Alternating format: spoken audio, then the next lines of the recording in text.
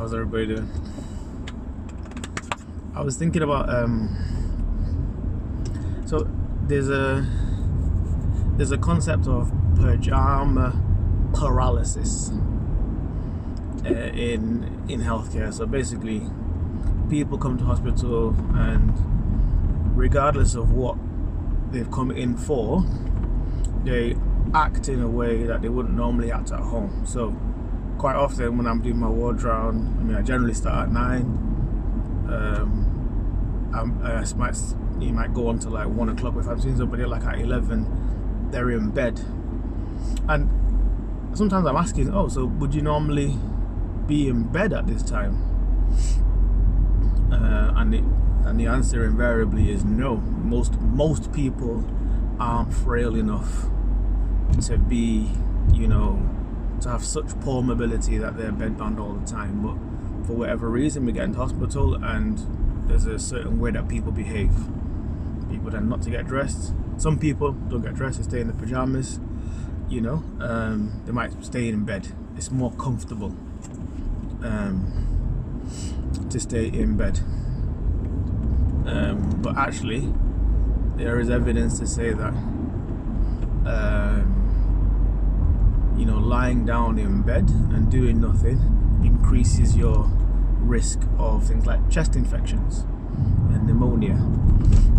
There's also evidence to say that actually, especially in the context of really frail people, those people who come into hospital and they stay in bed, for every 24 hours in bed, they lose about 10% of their muscle mass. So you might hear these stories where people say, oh, my mum came into hospital walking and then she couldn't walk by the time she left. And there is some truth in some of these stories, because if you start off frail and you come into hospital, and in general, because there are so many other things to take care of with regards to making sure that your medical care is taken care of, getting you up and around, out of bed, sitting in the chair, sometimes can become less of a priority. And for whatever reason, most patients don't seem to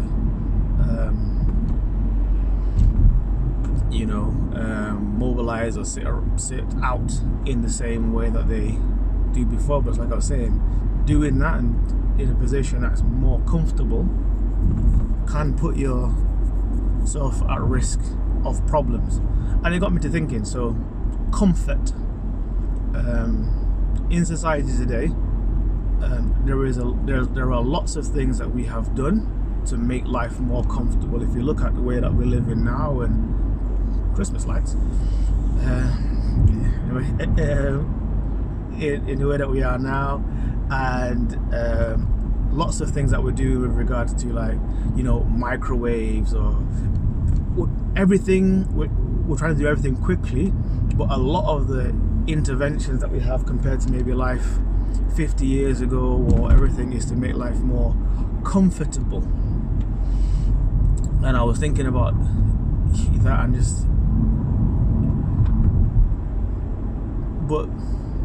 I'm looking at myself, and the times when I have grown the most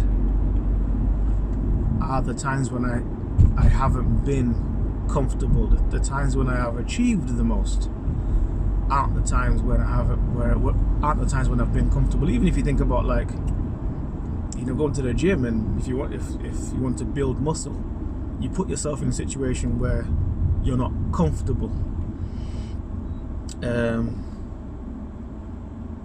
You look at people who have achieved things in life. Some of the examples that I'm thinking about, they weren't comfortable when they achieved the biggest thing. Look at Jesus and everything that he did for us, and the victory that he won going through the crucifixion and the cross and resurrection. That wasn't comfort. If the choice was to be comfortable, then the prayer he would have prayed in Gethsemane would have been different.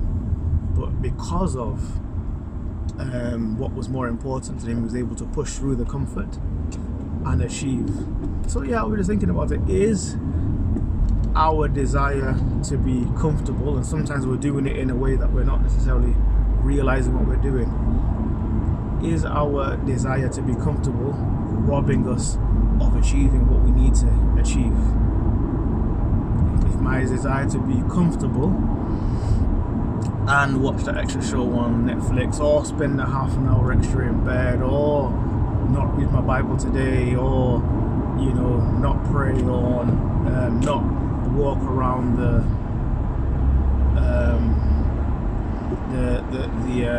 estate for the sake of my health, is comfort affecting the things I'm supposed to achieve in life? I think it is. What do you think?